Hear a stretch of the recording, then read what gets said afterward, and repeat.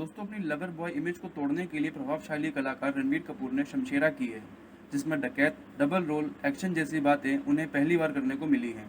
उनके पिता ऋषि कपूर की हमेशा से यह ख्वाहिश रही थी कि रणबीर को मेन स्ट्रीम मसाला फिल्में भी करनी चाहिए और इन्हीं बातों को ध्यान में रखकर रणबीर ने शमशेरा के लिए हाँ कहा।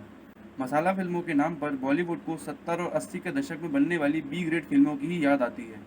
नया उनसे कुछ सोचा नहीं जाता, इसलिए मसाला फिल्म बनाने के मामले में दक्षिण भारतीय मेकर हिंदी फिल्म बनाने वालों से आगे निकल गए हैं। शमशेरा फिल्म इसी कमी से जूझती रहती है, जिसमें कुछ नया नहीं है। दुख की बात तो यह है कि निर्माता के रूप में इस फिल्म से आदित्य चोपड़ा जुड़े हैं, जिनका बैनर यशराज फिल्म्स को बनाते बनाते 50 साल हो गए हैं। कई ब्लॉकबस्टर फिल्में इस बैनर ने बनाई हैं, लेकिन इन दिनों ये banner thugs of Hindustan, Bunty और बबली 2 जैसी घटिया फिल्में लगातार दे रहा है। इस लिस्ट में अब शमशेरा को भी जोड़ लीजिए। हैरत की बात तो यह है कि आदित्य चोपड़ा जैसे प्रोड्यूसर इतनी निम्न स्तरीय कहानी पर पैसा लगाने के लिए तैयार कैसे हो गए। कहानी की बात निकली है तो यह भी बता ही दी जाए। 1871 में ये सेट है। नीचे जाति के लोगों को परेशान किया जाता है तो वे ऊंची जाति वालों को लूटने लगते हैं। शमशेरा यानी रणबीर कपूर इनका सरदार है। ऊंची जाति के लोग अंग्रेजों को 5000 तोला सोना देकर शमशेरा और उसकी टोलियों को पकड़ने के लिए कहते हैं।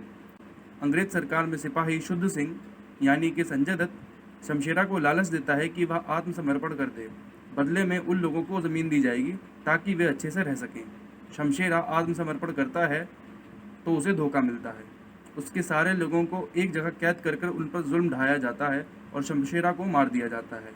25 साल बाद शमशेरा का बेटा बल्ली यानी रणबीर कपूर का डबल रोल वहाँ से निकलकर शुद्ध सिंह और अंग्रेजों से बदला लेकर अपने लोगों को छुड़ाता है। इस घिसी पिटी कहानी को नीलेश मिश्रा ने लिखा है, जो निहायत ही सपाट है।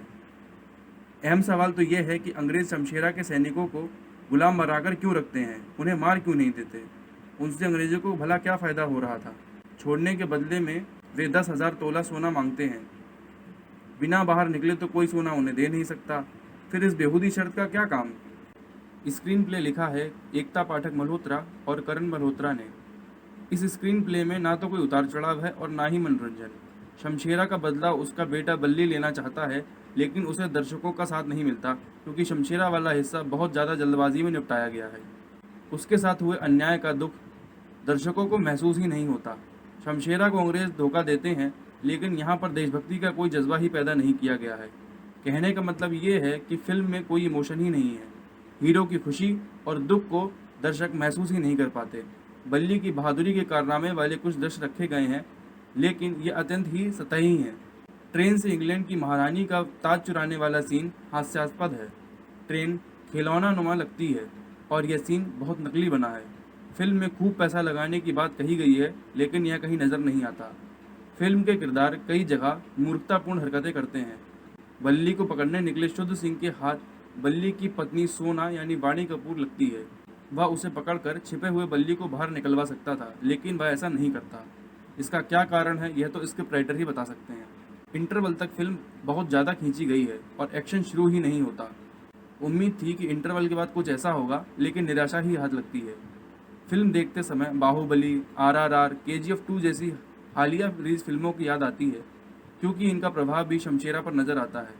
निर्देशक करण मल्होत्रा कैरेक्टर्स को निखारने पर तो ध्यान देते हैं, लेकिन इस चक्कर में कहानी और बेसिक बातों को भूल जाते हैं। इससे उनकी मेहनत बर्बाद हो जाती है। यहाँ पर तो कहानी के चयन पर ही सवाल है। इनका प्रस्तुतिकरण बहुत ढीला है। फिल्म बहुत ज़्यादा लंबी लगती है।